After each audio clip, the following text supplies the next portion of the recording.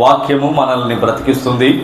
దేవుని వాక్యము మన బాధలలో మనకి నెమ్మదిని కలుగజేస్తుంది. దేవుని వాక్యం మన పాదములకు దీపము, మన త్రోవకు వెలుగు.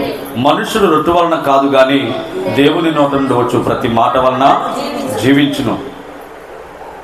ఎనగాలను మూలుగును విభజించునంత మట్టుకు దూరుచు హృదయం యొక్క తలంపులను ఆలోచనలను శోధించేది దేవుని వాక్యం. దేవుని వాక్యమును మన యొద్దకు తేవడానికి సముద్రము ఆవల ఉన్నది ఎవడు తెస్తాడు అని అనుటకు అది సముద్రం ఆవలలేదు. దేవుని వాక్యము ఆకాశమందు ఉన్నది, ఎవడు మన కొరకు ఆకాశమునకెక్కి దేవుని వాక్యమును తీసుకుని వస్తారు అని అనుకున్నటకు అది ఆకాశమందును లేదు. దేవుడు అంటాడు, నీ నోటను నీ హృదయమును నా వాక్యమును ఉంచి ఉన్నాను అంటాడు. దేవుని నోట నుండి వచ్చే మాట లేత గడ్డి మీద పడు చినుకు వంటిది. ఆ గడ్డి మీద చినుకు పడినప్పుడు ఎట్టి రీతిగా అది ఫలిస్తుందో అట్టి రీతిగా ప్రతి వాని యొక్క హృదయము ఫలభరితంగా ఉంటుంది అని దేవుని వాక్యము మాట్లాడుతుంది. కాబట్టి ఈ యొక్క సాయంకాల సమయంలో సుజీని తన యొక్క భార్యను ప్రేమించి దేవుడు వారి యొక్క దాంపత్య జీవితాన్ని ఆశీర్వదించి వారికి చక్కని కుమారుణ్ణి స్వాచ్ఛముగా అనుగ్రహించాడు. దేవుని పరిశుద్ధ లేఖనాలను మనం చదువుదాం. 127వ కీర్తన బాగా మనకి సుపరిచితమైనటువంటి కీర్తన. అక్కడే కదా దేవుడు మనుష్యులను ప్రేమించి వారి దాంపత్య జీవితాన్ని ఆశీర్వదించి వారి వివాహమును దేవుడు ఆశీర్వదించి వారికి దేవుడు గర్భఫలము ఇస్తాడు అని చెప్పి వ్రాయబడినటువంటి మాటలు ఇక్కడే కదా మనం చూసేది. ప్రియమైన దేవుని బిడ్డలారా, ఆది కాండములో దేవుడు 1:27లో ఆశీర్వాదం మనం గమనిస్తే, మీరు ఫలించి అభివృద్ధి పొంది భూమిని నిండించి దానిని లోపరుచుకొనండి, అందులో ఉన్నటువంటి సమస్తమును ఏలండి అని ప్రభువు అక్కడ ఆశీర్వదించినట్లుగా దేవుని యొక్క లేఖనాలలో మనం చూస్తూ ఉన్నాం. కాబట్టి ఇలాంటి దేవుని యొక్క మాటలు పరిశుద్ధ బైబిల్ గ్రంథంలో అనేకమైనవి మనకి కనబడుతూ ఉన్నాయి. 4వ అధ్యాయంలోని ఆది కాండంలో గమనిస్తే అవ్వ అంటది, యెహోవా దయ వలన నేను ఒక మనుష్యుని సంపాదించుకుంటుని అని దేవుని లేఖనాల్లో అవ్వ పలికిన మాటలను మనం చూస్తూ ఉంటాం. నా ప్రియ దేవుని బిడ్డలారా, ఈ లోకంలో వివాహమైనటువంటి బిడ్డలకు చూడండి, ఆడపిల్లకి తల్లిదండ్రులు చాలా బహుమానాలు ఇస్తూ ఉంటారు. వివాహంలో స్నేహితులు చాలా బహుమానాల్ని సమర్పిస్తూ ఉంటారు. చూడండి, ఎందుకు అని అంటే, వివాహమైన తరువాత నా స్నేహితుడు నన్ను మర్చిపోకూడదు, వివాహమైన తరువాత నేనిచ్చే బహుమానమును బట్టి నా స్నేహితుడు నన్ను జ్ఞాపకం చేసుకోవాలి, నేనిచ్చేటువంటి బహుమానములు పదే పదే నన్ను జ్ఞాపకం చేయాలి, పదే పదే నా యొక్క బహుమానము నా స్నేహితుడు ఇదిగో ఈ బహుమానాన్ని ఇచ్చాడు అని చెప్పి జ్ఞాపకం చేసుకోవాలి అని చెప్పి ప్రతి స్నేహితులు కూడా వివాహమైనటువంటి వారికి తమ స్నేహితులకు చక్కని బహుమానాలను ఇస్తూ ఉంటారు. గమనించినట్లయితే నిజముగా వివాహమైనటువంటి ఆ యొక్క బిడ్డలు వారు బహుమానములుగా పొందినటువంటి వాటిని బట్టి వారు ఎంతో ఆనందిస్తూ ఉంటారు. వారు చెబుతారు, ఏమండి, మన వివాహము జరుగుతున్నప్పుడండి నా చిన్ననాటి స్నేహితుడు ఇదిగో నా వివాహమునకు బహుమానం తీసుకొచ్చాడు అని తన భార్య తన భర్తతో చెప్పుద్ది. అలాగే భర్త కూడా చెప్తాడు, మన వివాహమునకు ఇదిగో బహుమానము మా స్నేహితులు తీసుకుని వచ్చారు, ఇది మా స్నేహితులు ఇచ్చినటువంటి బహుమానము అని చెప్పి ఆ యొక్క భర్త కూడా తన భార్యకు చెబుతూ ఉంటాడు. నా ప్రియ దేవుని బిడ్డలారా, ఎందుకు అని అంటే వారు ఒంటరిగా ఉన్నవారు జంటగా మార్చబడ్డారు. కాబట్టి మొన్నటి వరకు మాతో తిరిగేవాడు ఇప్పుడు తన కుటుంబము ఏర్పాటు చేసుకుంటూ ఉన్నాడు. కాబట్టి మమ్మల్ని మర్చిపోకూడదు, మమ్మల్ని విడిచిపెట్టకూడదు, మా జ్ఞాపకాలు పదే పదే వారి మధ్యలో మెదులుతూ ఉండాలి. కాబట్టి మేము జ్ఞాపకం ఉండేటట్టు ఏదైనా ఒక బహుమానాన్ని ఇవ్వాలి అని చెప్పి వారి యొక్క ఉద్దేశం. ప్రియ దేవుని బిడ్డలారా, మనం గమనించినట్లయితే ప్రతి వివాహమైనటువంటి జంటకు ఇది సాధారణంగా జరుగుతూ ఉంటుంది. మనం గమనిస్తే చూడండి, ఆ బహుమానాలను చూసినప్పుడల్లా మనము ఎవరి చేత బహుమానం పొందుకున్నాం, ఎవరు ఆ బహుమానాన్ని మనకు బహుకరించారు, ఏ సందర్భంలో ఆ బహుమానాన్ని మనకు ఇచ్చారు అని చెప్పి మనం పదే పదే జ్ఞాపకం చేసుకుంటూ ఉంటాం. అదే ఆ బహుమానాన్ని మనము చాలా భద్రమైనటువంటి స్థలములో పెడుతూ ఉంటాం, చాలా జాగ్రత్తగా దాన్ని కాపాడుకుంటూ ఉంటాం, దానికి బూజు పడితే తుడుచుకుంటాం, దాన్ని మరి వచ్చిన ప్రతి వారికి కూడా చూపిస్తూ ఉంటాం. ఏమని చెప్తాం? ఈ బహుమానం, ఈ వస్తువు ఎక్కడిది అని అడిగితే మీరు చెబుతారు, మా ఫలానా స్నేహితుడు మా వివాహమునకు బహుమతిగా ఇచ్చాడు అని చెప్పి మనం చెబుతూ ఉంటాం. ప్రియమైన దేవుని బిడ్డలారా, అయితే ఈ బహుమానాలన్నీ మనం గమనించినట్లయితే ఇవి చూడండి తాత్కాలికమైనటువంటివి. ఈ బహుమానాలు నీ జీవితంలో ఎటువంటి ఆనందాన్ని కలిగించలేవు, నీ జీవితంలో ఎటువంటి నిరీక్షణను కలిగించలేవు, నీ జీవితంలో ఎటువంటి ఆదరణను నీకు కలిగించలేవు. ఒకవేళ ఈ బహుమానాలను బట్టి నీవు ఆనందించవచ్చు. ఎలాంటి ఆనందం అంటే తాత్కాలికమైన ఆనందమే. దాన్ని చూచినప్పుడే నీకు ఆనందం కలుగుద్ది. ఎందుకంటే నీ స్నేహితుడు నిన్ను ప్రేమించి నీ యొక్క వివాహమునకు గుర్తుగా, లేకపోతే వారు నీ యొక్క వివాహమునకు వారు ఇచ్చినటువంటి బహుమానమని నువ్వు చూస్తూ మురుచుకుంటావే తప్ప అది నీ జీవితంలో ఎటువంటి ప్రయోజనము కలిగించదు. దేవుని లేఖనాలను మనం జాగ్రత్తగా పరిశీలన చేస్తే, దేవుని వాక్యం యొక్క లోతుల్లోనికి మనం వెళ్ళినట్లయితే దేవుని వాక్యం ఏమని చెప్తుంది? గర్భఫలము యెహోవా ఇచ్చు బహుమానము. నా ప్రియ దేవుని బిడ్డలారా, ఇది ఈ లోకములో ఎవ్వరు కూడా ఇవ్వలేనటువంటి గొప్ప బహుమానము. దేవునికి స్తోత్రం. చూడండి, ఎవరు కూడా ఇవ్వలేనటువంటి అత్యున్నతమైనటువంటి బహుమానము. ఈ యొక్క బహుమానము దేవుడు వివాహమైనటువంటి జంటలను ప్రేమించి వారి దాంపత్య జీవితాన్ని ఆశీర్వదించి వారిని ఫలింపజేయమని ఆయన నోట నుండి వచ్చేటువంటి ఆశీర్వాదము వారు చూడండి స్వతంత్రించుకోవడానికి గుర్తుగా ఈ యొక్క ఆశీర్వాదం అనేది మనకు కనబడుతూ ఉంది. ఈ యొక్క చూడండి మాటను మనం గమనిస్తే, గర్భఫలము యెహోవా ఇచ్చు బహుమానము. ఈ యొక్క నీకు అనుగ్రహింపబడిన కుమారుడే కావచ్చు, నీకు గర్భఫలముగా వచ్చినటువంటి కుమార్తె కావచ్చు, దేవుడు అనుగ్రహించినటువంటి బహుమానమే. దేవునికి స్తోత్రం. బహుమానం చూడండి, మనము దీన్ని ప్రైజ్ అని కూడా అనొచ్చు కదా. చూడండి, ఎవరికి ఇస్తారు? సాధారణంగా క్రీడల్లో అత్యుత్తమమైనటువంటి ప్రదర్శించినటువంటి వారికి ఇస్తారు. అయితే దేవుడు నీ యొక్క తల్లిదండ్రులు నిన్ను ప్రేమించి ఎలాగైతే బహుమానాలు, కానుకలు, స్నేహితులు అందరూ నీకు ఇస్తారో, అలాగే దేవుడు నీ యొక్క దాంపత్య జీవితాన్ని ప్రేమించి దేవుడు నీకేమిస్తాడు? బహుమానము, స్వాస్థ్యము, గర్భఫలము అనేటువంటి బహుమానము. నా ప్రియ దేవుని బిడ్డలారా, గర్భఫలము ఎంత ప్రాముఖ్యమైనదండి. గర్భఫలము ఎంత ప్రాముఖ్యమైనది చూడండి. ఈనాటి దినాలలో అయితే దౌర్భాగ్యపు దినాలు వచ్చేసాయి. ఎంత సంపాదించావు, ఎంత ఆస్తి ఉంది, ఎన్ని ఎకరాల పొలం ఉంది, ఎన్ని కాసుల బంగారం ఉంది, ఇదిగో ఎన్ని ఫ్లాట్లు ఉన్నాయి, ఎంత డబ్బు సంపాదించావు అనేటువంటి దుర్దినాలలో మనం బ్రతుకుతా ఉన్నాం. మనం వెనక దినాలు వెళ్ళినట్లయితే నీకెంతమంది పిల్లలు అని అడిగేవారు. దేవునికి స్తోత్రం. ఎందుకో తెలుసా? పిల్లలే ఆస్తిగా భావించేవారు, పిల్లలే భవిష్యత్తుగా భావించేవారు, పిల్లలనే వారు ఎంతగానో ప్రేమించేవారు. కానీ నేటి భయంకరమైన దుర్దినాలలో మనం ఏమడుగుతున్నామనంటే, దేవుడిచ్చిన బహుమానాన్ని అడగట్లే, దేవుడు ప్రేమించి ఇచ్చిన స్వాస్థ్యం అడగట్లే, దేవుడు అభివృద్ధి పరిచిన కుటుంబ పరిస్థితులను అడగట్లే. ఏమంటున్నాము అనంటే, నువ్వెంత సంపాదించావు, నీవేం కలిగి ఉన్నావు అని అడుగుతా ఉన్నా. నా ప్రియ దేవుని బిడ్డలారా, కొంతమంది దేవుడు అనుగ్రహించేటువంటి బహుమానాలను ఏం చేస్తున్నారు తెలుసా? ఆలస్యం చేస్తున్నారు. ఎందుకంటే కొంచెం కూడబెట్టాలి, కొంచెం సంపాదించాలి, కొంచెం ఇంకా పుట్టబోయే వ్యక్తి కొరకై మనము వెనక వేయాలి అనేటువంటి ఆలోచనతో దేవుడిచ్చే బహుమానాలను కూడా నిర్లక్ష్యం చేసేవారు అనేక మంది ఉన్నారు. చూడండి, ఎంత దౌర్భాగ్యపు పరిస్థితుల్లో మనం జీవిస్తున్నాం. కానీ దేవుని వాక్యం అంటుంది, వివాహమైనటువంటి మీ జీవితాలలో దేవుడు మిమ్మల్ని ప్రేమించి మీకు గర్భఫలముగా బహుమానమును అనుగ్రహించి ఆయన మిమ్మల్ని సేద తీరుస్తున్నాడండి. దేవునికి స్తోత్రం.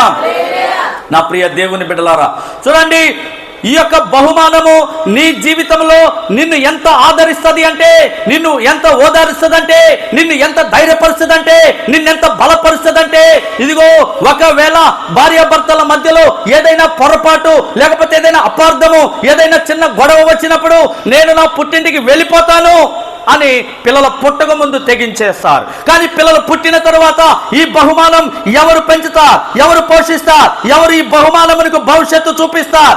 ఓ నా భర్తను విడిచిపెట్టి వెళ్ళడానికి లేదు, నేను కుటుంబంగా ఉండాలి, కుటుంబంగా కలిసి బ్రతకాలి అనేటువంటి ఆలోచన బహుమానమును చూచినప్పుడు కలుగుద్దండి. హల్లెలూయా. నా ప్రియ దేవుని బిడ్డలారా, చూడండి, ఈ లోకములో కలిగే శ్రమలను బట్టి, ఇరుకు ఇబ్బందులను బట్టి, వ్యాధి బాధలను బట్టి, కష్ట నష్టాలను బట్టి అనేక సార్లు మానవుడు ఏమని ఆలోచన చేస్తాడంటే ఈ లోకంలో లేకుండా ఉంటే బాగుండు కదా అని అనుకుంటారు. కానీ ఎప్పుడైతే దేవుడు నిన్ను ప్రేమించిన బహుమానము ఆ స్వాస్థ్యం యొక్క మొక్కమును నీవు చూచినప్పుడు, ఆ చంటి బిడ్డను గాని నీకు అనుగ్రహించబడిన ఆ స్వాస్థ్యమును గాని చూచినప్పుడు, అమ్మో నా బిడ్డ ఏమైపోతాడు, దేవుడు నాకు ఇచ్చినటువంటి గర్భఫలము ఏమైపోతాడు అని చెప్పి ఓ ధైర్యమును కూడగట్టుకుని విశ్వాసముతో దేవుని మీద భారం వేసి కష్టమైన, నష్టమైన, ఇరుకైన, ఇబ్బంది అయినా ఏ పరిస్థితులనైనా నీవు తట్టుకుని దేవుని కొరకును నీ బిడ్డల కొరకును జీవిస్తావు. దేవునికి స్తోత్రం. నా ప్రియ దేవుని బిడ్డలారా, దేవుడిచ్చేటువంటి గర్భఫలము యొక్క ప్రాముఖ్యతను నేటి దినాలలో గమనించలేకపోతా ఉన్నారు. మనుష్యుడు తమ మనస్సు ఇహలోక సంబంధమైన ధనము మీదే పెడుతున్నాడు, కానీ దేవుడిచ్చినటువంటి గర్భఫలం మీద పెట్టలేకపోతా ఉన్నాడు. అక్కడ రాయబడిన మాటలను మనం గమనించినట్లయితే అంటాడు, యెహోవా ఇదిగో గర్భఫలము యెహోవా ఇచ్చు బహుమానము, కుమారులు ఆయన అనుగ్రహించు స్వాస్థ్యము. యవన కాలములో పుట్టిన కుమారులు బలవంతుని చేతిలో బాణముల వంటి వారు, వారితో తన అంబుల పొదిని నింపుకుని వాడు ధన్యుడు. అట్టివాడు సిగ్గుపడక గుమ్మములో తన విరోధులతో వాదించుదురు. నా ప్రియ దేవుని బిడ్డలారా, యవన కాలములో పుట్టిన కుమారులు బలవంతుని చేతిలో బాణముల వంటి వారు. చూడండి, బలహీనమైన వ్యక్తి చేతిలో బాణం పెడితే ఆ బాణం విసిరినప్పుడు కొంత దూరమే వెళ్తుంది, కానీ బలవంతుని చేతిలో బాణం మీరు పెడితే ఆ బాణం అతను చాలా దూరం వేయగలడు. కారణం ఏంటో తెలుసా? అతనికి బలం ఉన్నది, దాన్ని ఎంత లాగితే అంత దూరం వెళ్తుంది. బలవంతుని చేతిలో ఎవరో తెలుసా? యవన కాలములో పుట్టిన బిడ్డలు బలవంతుని చేతిలో బాణముల వంటి వారు, వారితో తన అంబుల పొదిని నింపుకుని వాడు ధన్యుడు. నీవు యవన కాలములో ఉండగా దేవుడు నిన్ను ప్రేమించి నీ దాంపత్య జీవితాన్ని ఆశీర్వదించి ఆయన మీకు గర్భఫలమును అనుగ్రహించి ఆ బిడ్డ యొక్క భవిష్యత్తును బంగారు బాటలో నడిపించాలని దేవుడు మీకు అనుగ్రహించాడండి. హల్లెలూయా. వారిని మీరు ఎలా పెంచాలి, వారిని బట్టి మీరు ఎలా ఆనందించాలి, వారి యొక్క భవిష్యత్తుని ఎలా నిర్మాణం చేయాలి, ఎలాగ వారిని దేవుని యొక్క దయలో, మనుషుల యొక్క దయలో మీరు పెంచి పెద్ద చేయాలి.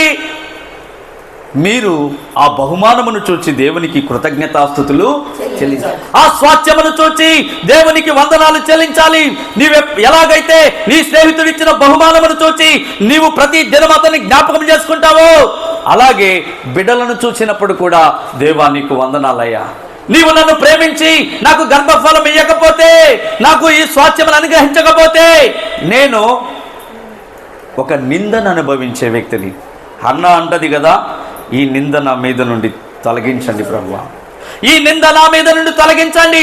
ఇది నేను వినలేకపోతూ ఉన్నా, ఇది నేను భరించలేకపోతూ ఉన్నాను, ఇది నేను తట్టుకోలేకపోతూ ఉన్నాను.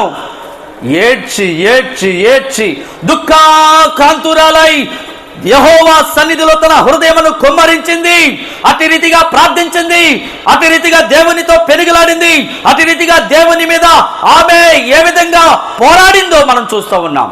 దేవుడు సమూయేలుని చక్కని కుమారుని దేవుడు స్వాస్థ్యముగా ఇచ్చినాడండి. ప్రియమైన దేవుని బిడ్డలారా, అక్కడంటది ఈ నింద నా మీద నుండి తొలగించండి అని ఆమె ప్రార్థన చేస్తుంది. నిందే కదా, గర్భఫలం లేకపోతే నువ్వు ఎంత నిందించబడే వ్యక్తివి, ఎంతగా అదిగో అవమానపరచబడే వ్యక్తివి, ఎంతగా దోషణ పాలయ్యే వ్యక్తివి. గర్భఫలం పొందిన తర్వాత నీకు కృతజ్ఞత హృదయం లేకపోతే చాలా బాధపడతాడండి దేవుడు. మనము ప్రతి దినము కూడా దేవుని కృపను బట్టి మన పిల్లల కొరకై ప్రార్థించాలి, వారి భవిష్యత్తు కోసమై కన్నీరు కార్చాలి, దేవునికి స్తుతులు చెల్లించాలి. ప్రభువా, ఈ లోకంలో అనేక మంది పిల్లలు లేక నిందలు అనుభవిస్తున్నారు. దేవా, నన్ను ప్రేమించావు, ఇదిగో నా దాంపత్య జీవితమును ఆశీర్వదించావు, నీవు చక్కని కుమారుని దయచేశావు అని దేవునికి నిత్యము కూడా కృతజ్ఞతాస్తుతులు చెల్లించాలి అనండి. అంత మాత్రమే కాదు, నీవు భూ సంబంధమైన వాటి మీద ఎంత మనస్సు పెడుతున్నావో అంతకి రెట్టింపు నిన్ను ప్రేమించి నీ దాంపత్య జీవితాన్ని ఆశీర్వదించి దేవుడు నీకు ఇచ్చిన ఆ బహుమానం మీద నీవు దృష్టి పెట్టాలండి. పిల్లవాడు ఏం చేస్తున్నాడు? హల్లెలూయా. కుటుంబ ప్రార్థనలు కూర్చుంటున్నాడా? దేవుని వాక్యమును ధ్యానిస్తున్నాడా? పాటలు పాడుతున్నాడా? దేవుని సన్నిధికి వస్తున్నాడా? మాటలు విన్నాడా? దైవతో మంచి విశ్వాసం కలిగి ఉన్నాడా అనేటువంటి విషయాలలో కూడా నీవు చాలా అత్యాసక్తి గ్రహించాల్సినటువంటి విషయము ఉన్నదండి. చూడండి, చాలా మంది పిల్లలను కంటారు కానీ పిల్లలను గూర్చి పట్టించుకోరు, పిల్లలను గూర్చి ఆలోచించరు, పిల్లలను గూర్చి వారు ఏమాత్రం ప్రార్థన చేయరు. ప్రభువా మాకు చెరువులు పండాలి, ప్రభువా మాకు ఆస్తి కావాలి, ప్రభువా మేము బిల్డింగ్ కట్టుకోవాలి, ప్రభువా మేము ఇదిగో ఇంకా వృద్ధి చెందాలి, అభివృద్ధి పొందాలి అని ప్రార్థించేవారే గాని ఈ బిడ్డల భవిష్యత్తు బంగారు బట్టలు నడిపించిన ఆయన ఈ కుమారుడు ఇదిగో ఈ యొక్క యోసేపు వలె ఫలించే కొమ్మగా, మోషే వలె నీ ఇల్లంతటిలో నమ్మకమైన వాడిగా, దావీదు వలె మీ హృదయానుసారుడిగా ఉండాలి ప్రభువా అని చెప్పి ఏ తల్లిదండ్రులు ప్రార్థన చేస్తున్నారు అలా ప్రార్థన చేయాలి, అలా దేవునికి విజ్ఞాపన చేయాలి. చూడండి, ఆ యొక్క యోసేపు దేవుని యొక్క కృపను బట్టి అతడు చిన్ననాటి నుండి కూడా దైవభక్తిలో పెరిగినటువంటి వ్యక్తి కాబట్టే దేవుడు అతనికి దర్శనం ద్వారా కలల ద్వారా మాట్లాడుతూ ఉన్నాడు. నీ భవిష్యత్తు నేను ఉన్నతముగా ఆశీర్వదిస్తాను. ప్రస్తుత దినాలు నీకు శ్రమలు, ప్రస్తుత దినాలు నీకు అనేక రకాలైన అవమానాలు కలగవచ్చునేమో కానీ భవిష్యత్తులో నీవు ఉన్నతమైన స్థితిలో ఉంటావని చెప్పి దేవుడు మాట్లాడు. అటువంటి బిడ్డలుగా నీ బిడ్డలను తయారు చేయాలి. వారు పరిస్థితులను చూసి భయపడకూడదు, వారు పరిస్థితులకు ఏమాత్రమని కూడా లొంగిపోకూడదు. వారు పరిస్థితులను, వారు అననుకూలమైన పరిస్థితులను ఎదుర్కొని తట్టుకుని నిలబడగలిగినటువంటి వ్యక్తులుగా వారిని సిద్ధపరచాలి. దేవునికి స్తోత్రం. నా ప్రియ దేవుని బిడ్డలారా, అక్కడ అంటాడు, వారితో తన అంబుల పొదిని నింపుకున్నవాడు ధన్యుడు, అట్టివాడు సిగ్గుపడక గుమ్మములో తన విరోధులతో వాదిస్తారు. నేను సాధించాలనేది నా కుమారుడితో సాధించాలి, నేను చెయ్యాలనేది నా కుమారుడు చేయాలి, నేను ఇదిగో వృద్ధి చెందలే నా కుమారులు అంత ఉన్నతమైన స్థితిలోనికి వెళ్ళాలి. హల్లెలూయా. నా ప్రియ దేవుని బిడ్డలారా గమనించండి, నాకు తెలిసిన ఒక సేవకుడు ఉన్నత విద్యను అభ్యసించిన వాడు తన ఉద్యోగమునకు అంటే ఒక స్కూల్ పెట్టి దాన్ని విడిచిపెట్టి దేవుని పిలుపు మేరకు బైబిల్ కాలేజీకి వచ్చి తర్ఫీదు అయ్యి చిన్న బిడ్డలు తీసుకుని ఉండికి సేవకు వచ్చేసాడు. అతడు చాలా ఉన్నతమైన విద్యావంతుడు, ఒక ప్రైవేట్ స్కూల్ నడిపించినటువంటి వ్యక్తి. అలాంటి వ్యక్తి దేవుని పిలుపు మేరకు దేవుని పరిచర్యకు అతడు వచ్చేసాడు. చిన్న బిడ్డలను తీసుకుని వచ్చాడు. ఆ బిడ్డలు నేను ఎరుగుదును, ఆ బిడ్డలు నాకు తెలుసు. చిన్నప్పటి నుండి కూడా చాలా శ్రద్ధగా ఆ బిడ్డలను పెంచాడండి. ఇప్పుడు పెద్ద కుమారుడు స్టేట్ బ్యాంకులో అసిస్టెంట్ మేనేజర్ గా ఉన్నాడు. చిన్న కుమారుడు అమెరికాలో ఆయన చదువు పూర్తి చేసుకుంటున్నాడు. దేవునికి స్తోత్రం. ఎలాంటి పరిస్థితి అంటే తినడానికి తిండి లేదు, ఉండటానికి సరైన ఇల్లు లేదు, ధరించడానికి సరైన వస్త్రాలు లేవు. సేవకు వచ్చిన తొలి దినాలలో భయంకరమైన శ్రమలు, భయంకరమైన కష్టాలు.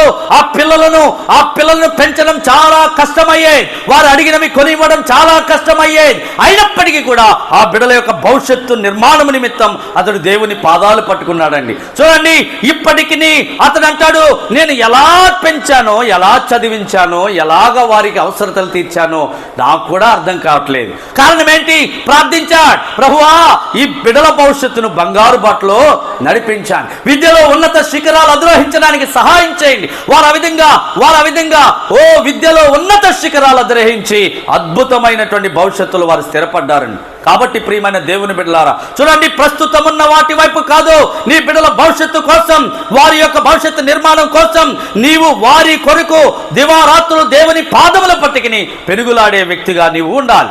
వాక్యం అంటుంది, వారితో తన అంబుల పొదిని నింపుకున్నవాడు ధన్యుడు, అట్టివాడు సిగ్గుపడక గుమ్మములో తన విరోధులతో వాదిస్తా. ఒకప్పుడు అయ్యా ఇంటిలో ఇబ్బంది ఉంది, సహాయం చేయండి, ఎందుకు సహాయం చేయాలి అని అన్నటువంటి వ్యక్తుల ముందు నిలవబడి నా బిడ్డలు ఎంత గొప్పవారయ్యారు, వారి భవిష్యత్తు ఎంత బంగారు భవిష్యత్తులో స్థిరపడ్డారని చెప్పి గర్వంగా విరోధులతో వాదించేటువంటి పరిస్థితుల్లోనికి బిడ్డలను తీసుకుని రావాలి. ప్రతి తల్లిదండ్రులు ఈ విధంగా ప్రార్థన చేయాలి. ప్రతి తల్లిదండ్రులు ఈ విధంగా దేవుని పాదాలు పట్టుకుని దేవునికి మొరపెట్టాలి. నా ప్రియ దేవుని బిడ్డలారా, 128వ కీర్తనలో చెప్పబడినటువంటి మాట, వ్రాయబడిన మాటలు, యెహోవా యందు భయభక్తులు కలిగి ఆయన త్రోవల యందు నడుచు వారందరూ ధన్యులు. నిశ్చయముగా నీవు నీ చేతుల కష్టార్జితమును అనుభవించదువు. నీవు ధన్యుడువు, నీకు మేలు కలుగును. నీ లోగిట నీ భార్య ఫలించు ద్రాక్ష వల్లె వల్లె ఉండును. నీ భోజనపు బల్ల చుట్టూ నీ పిల్లలు ఒలీవ మొక్కల వలె ఉంటారు. దేవుని వాక్యములో మనం గమనించినట్లయితే దేవుని వాక్యం అంటుంది, నీ లోగిట నీ భార్య ఫలించు ద్రాక్షావల్లి వలె ఉండును. నీ భోజనపు బల్ల చుట్టూ నీ పిల్లలు. దేవుడు నీకు నీ దాంపత్య జీవితమును ఆశీర్వదించి నీకు అనుగ్రహించినటువంటి బిడ్డలు ఒలీవ మొక్కల వలె నీ భోజనపు బల్ల చుట్టూ కూడా ఉంటారు. ఒలీవ మొక్కతో దేవుడు ఎందుకు పోల్చాడు? నేటికి యెరూషలేము ఇశ్రాయేలు దేశంలో ఒలీవ మొక్కలను మనం చూస్తాం. వాటి వయస్సు వారు చెబుతారు, ఇది 2000 సంవత్సరాలు వయస్సు కలిగినటువంటి చెట్టు. అప్పటి నుండి నేటికి ఇది సజీవంగానే ఉన్నది. దేవునికి స్తోత్రం. నా ప్రియ దేవుని బిడ్డలారా, అంత ఆయుష్ కలిగినటువంటి వ్యక్తులుగా నీ బిడ్డలు ఉండాలనేటువంటిది దేవుని యొక్క ఉద్దేశమై ఉన్నది. మనం గమనించినట్లయితే నోవాహు జలప్రళయం వచ్చిన తరువాత, అది అయిపోయిన తర్వాత, వాడ అరారాతు పర్వతం మీద ఆగిపోయిన తర్వాత, ఇదిగో నోవాహు ఒక పావురమును బయటికి విడిచినప్పుడు అది ఒలీవల యొక్క ఒక కొమ్మను, ఆకును తీసుకుని వస్తుంది. దాని అర్థం ఏంటండి? భూమి మీద నీళ్లు విస్తరించాయి, సమస్తమైన జీవరాశి అంతా కూడా లయమైపోయాయి, కానీ ఒలీవ ఆ చెట్టు మాత్రం అది నీళ్లతో నింపబడిపోయినా కూడా అది సజీవముగా ఉన్నదండి. హల్లెలూయా. అది ఆ యొక్క నీళ్ల ఒత్తిడికి లేకపోతే భయంకరమైన పరిస్థితులకి తట్టుకొని దాని ప్రాణమును నిలబెట్టుకుందండి. అట్టి రీతిగా మన బిడ్డలను పెంచాలి, ధైర్యంతో పెంచాలి. భయపడవద్దు, దిగులు పడవద్దు, వేదన పడవద్దు. యెహోవా యందు భయభక్తులు కలిగినటువంటి వాడు సింహం వలె ధైర్యంగా ఉంటాడు. నీతిమంతుడు ఎలా ఉంటాడు? సింహం వలె ధైర్యంగా ఉంటాడు. నీవు దేవునిని ఆశ్రయించాలి, దేవుని పాదాలు పట్టుకోవాలి. ఈ లోకంలో కష్ట నష్టాలు సహజం, కానీ దేవుని నీవు అంటు పెట్టుకుని ఉంటే వాటన్నిటినీ అధిగమించిన తర్వాత నీవు ఆశీర్వాదమునకు కర్తగా మార్చబడతావు అనే రీతిగా నీ పిల్లలను పెంచి పెద్ద చేసి వారి భవిష్యత్తుని బంగారు బాటలోనికి నడిపించినప్పుడు దేవుడు నీ కుటుంబమును ఆశీర్వదిస్తాడు. అక్కడేమని వ్రాయబడి ఉంది?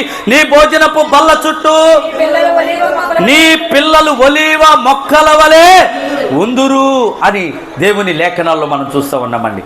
అవును నా ప్రియ దేవుని బిడ్డలారా, ఆ రీతిగా నీ యొక్క బిడ్డలు స్ట్రాంగ్గా, వారు దీర్ఘాయుష్ కలిగి బలవంతులుగా ఉండాలని దేవుని వాక్యం తేటగా తెలియచేస్తూ ఉంది.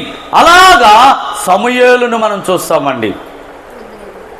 అతడు పాలు విడిచిన తోడనే ఎక్కడికి వచ్చాడండి? దేవుని మందిరంలోనికి వచ్చా. ఏ దైవజనుడైన ఏలి ఎదుట యెహోవాకు పరిచర్య చేస్తూ ఉన్నా.